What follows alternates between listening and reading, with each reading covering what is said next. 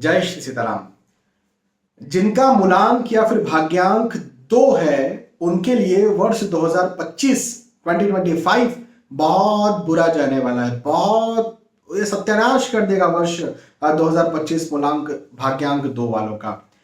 ऐसी रील्स मैंने भी देखी है और आप भी देख रहे होंगे। खुद को न्यूमरोलॉजिस्ट बोलते हैं, न्यूमरोलॉजी में उनको बहुत ज्यादा नॉलेज है ऐसा बोलते हैं, लेकिन मेरा मानना ये है कि ये लोग बस डरा रहे हैं और अपने पास बुला करके मोटी रकम लूटने का धंधा बनाने का काम कर रहे हैं और कुछ भी नहीं है। देखो, न्यूमरोलॉजी बहुत अच्छी चीज है, बहुत जरूरी चीज है। न्यूमरोलॉजी का ध्यान रखना चाहिए, मैं भी रखता हूं, लेकिन न्यूमरोलॉजी आपके भाग्य को बनाए बिगाड़ नहीं सकती। बहुत सारे लोगों का जन्म 1 तारीख को है। हर कोई 1 तारीख बोलते हैं ना, सूर्य का नंबर है, और 1 तारीख को जिनका भी जन्म होता है वो लोग जो है बिल्कुल फेमस हो जाते हैं। जरूरी नहीं है ऐसा। मेरा खुद का जन्म 1 तारीख का है, मुझे भी करोड़ों लोग जानते हैं, ये मैं अपनी बात कर रहा हूं। लेकिन ऐसे मेरे परिवार में बहुत सारे लोग हैं जिनका ओवरऑल 28 या फिर 19 या 1 ऐसा जन्म है, जिनको कोई बहुत ज्यादा लोग नहीं जानते, समाज के लोग भी ज्यादा उनको नहीं जानते। ऐसे ऐसे लोग भी मुझसे जुड़े हुए हैं। तो न्यूमरोलॉजी जो है ना, वो सब कुछ नहीं है। न्यूमरोलॉजी जो है बूस्टिंग करती है, लेकिन आपको कौन सी दशा चल रही है, कुंडली की बात करें, आपको कौन सी दशा चल रही है, कौन से ग्रह आपके फेवरेबल हैं, आपके विवाह के पश्चात आपका भाग्योदय है क्या। यदि किसी का विवाह 2024 में हुआ, उसका भाग्योदय था, तो 2025 उसके लिए निश्चित तौर पर अच्छा जाएगा। यदि संतान के पश्चात भाग्योदय था 2024 में, 23 में उसकी संतान हुई थी, 2025 निश्चित तौर पर उसका अच्छा जाएगा। बहुत अच्छी महादशा उसको चल रही है 2024 2025, उसके लिए निश्चित तौर पर अच्छा जाएगा। लेकिन वहीं पर यदि गड़बड़ है, कुछ भाई विपरीत दशा चल रही है, अष्टम भाव में बैठे हुए की दशा चल रही है, तो उसका मूलांक भाग्यांक कुछ भी हो, कुछ भी निकल करके आ जाए, उसका समय 2025 बुरा ही जाएगा।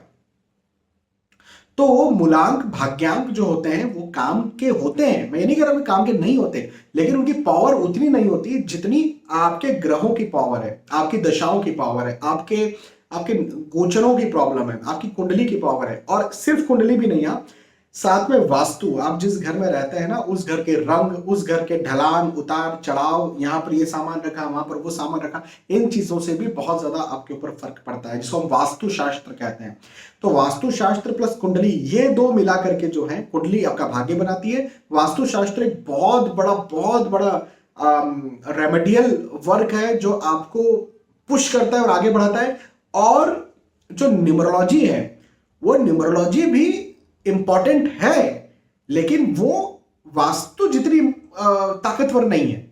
वो थोड़ा बहुत कहीं ना कहीं आपको पुश करती रहती है, थोड़ा बहुत, है ना। मैंने रिस्ट वॉच के एनालिसिस के लिए मेरे पास बहुत सारे लोग आते हैं और मैं देता भी हूं, लेकिन मैं ये बात कई बार वीडियोस में कह चुका हूं। देखो, रिस्ट वॉच जो है वो आपके ऊपर फर्क डालेगी भाई, जो भी चीज आप पहन रहे हो 100% आपके ऊपर फर्क डालने वाली है, कोई डाउट नहीं है इस पर। लेकिन कितना परसेंट फर्क डालेगी? यदि आपके 100% आपके कुंडली को हम दे दें, आपके वास्तु को दे दें और आपके रिस्ट वॉच को दे दें, न्यूमरोलॉजी को दे दें, तो कुंडली और वास्तु मिलाकर के 95% आप पर असर डालता है, और केवल 5% आपके न्यूमरोलॉजी, रिस्ट वॉच, आपके पास कौन सी वॉलेट है, ये सब असर डालती है। ऑब्वियसली 5% बहुत इंपॉर्टेंट है। कई बार कहते हैं ना कि डूबते को तिनके का सहारा, बिल्कुल सही बात है, वो इंपॉर्टेंट है और मैं खुद उसके कंसल्टेशंस देता हूं, मैं देता हूं, बिल्कुल कह रहा हूं। लेकिन उनकी इंपॉर्टेंस बता करके कि भैया इतना इंपॉर्टेंट है, आप 90-95% भी अच्छा करिए, हाँ, एस्ट्रोलॉजिकल रेमेडीज कीजिए, आप वास्तु के उपाय कीजिए, और फिर आप ये भी कीजिए, तो 100% आपके लिए चीजें अच्छी हो जाएगी। तो मेरा कहना आपसे यहाँ पर ये बनता है कि जो लोग डरा रहे हैं कि आपका भाग्यांक 2 है, आपके लिए वर्ष ऐसा हो जाएगा, खराब हो जाएगा, आपका भाग्यांक 6 है, 7 है, 8 है, 9, जो भी आपको डरा रहे, भाग्यांक मूलांक से आपको डरने की जरूरत नहीं है, बिल्कुल भी डरने की जरूरत नहीं है। आपकी कुंडली और आपके वास्तु को ठीक कीजिए, कुंडली के आधार पर उपाय कीजिए, और उपाय के लिए भी पैसा नहीं देना है। मतलब मैं बोल रहा हूं उपाय कीजिए, तो इसका मतलब ये कि भाई मुझसे आप हजारों के उपाय करवाइए, नहीं जी नहीं। अधिकतर मेरे उपाय ऐसे होते हैं जो फ्री के हैं। इंस्टाग्राम का रील सेक्शन उपायों से भरा पड़ा है, आप वहां पर जाइए, आपको किस प्रकार की समस्या है उस प्रकार का उपाय देखिए, कर लीजिए, फ्री के उपाय रहते हैं। या मुझसे कोई कंसल्टेशन भी लेता है तो 99% केसेस में मैं फ्री वाले ही उपाय देता हूँ। 1% केसेस में कई बार वो व्यक्ति बोलते हैं नहीं हम नहीं कर पाएंगे, या फिर बच्चे हैं या कोई बहुत बुजुर्ग है वो बीमार है वो नहीं कर पाएगा, तो फिर मैं कहता हूँ चलो ठीक है इनके लिए निवारण करवा लेते हैं, उनकी खुशी पर, अपने आगे से नहीं बोलता हूँ, उनकी खुशी पर मैं ये कहता हूँ। और वहां पर भी मैं ये चीज रखता हूँ कि तुम किसी और से करवा सकते हो निवारण और मुझसे भी करवा सकते हो, आपकी जहां मर्जी, ये बात भी मैं रखता हूं क्योंकि मैं किसी को फंसाना नहीं चाहता। लेकिन फिर भी 99% केसेस में ऐसे निवारण होते हैं जहां पर आप खुद करके और फ्री में करके लाभ अर्जित कर सकते हैं। ऐसे निवारण मैं भी देता हूं, और केवल मैं ही नहीं, मैं बहुत महान इंसान हूं ऐसी बात नहीं है, बहुत सारे ऐसे मेरे नॉन एस्ट्रोलॉजर्स हैं जो इसी प्रकार के उपाय देते हैं और मैं उनसे ही सीखा हूं ये चीज।